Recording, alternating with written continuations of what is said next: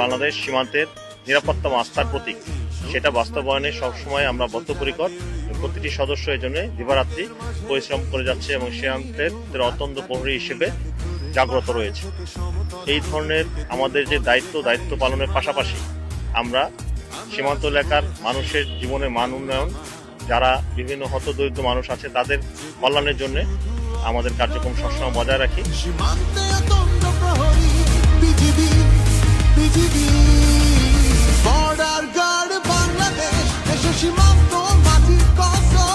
আমরা পাহারায় বিজিবি নাম, চোখে আগুনে বুকে সাহস, হাতে রাইফেল, রুখবো যত দুশ্মন, জিতবো প্রতিটা যুদ্ধ।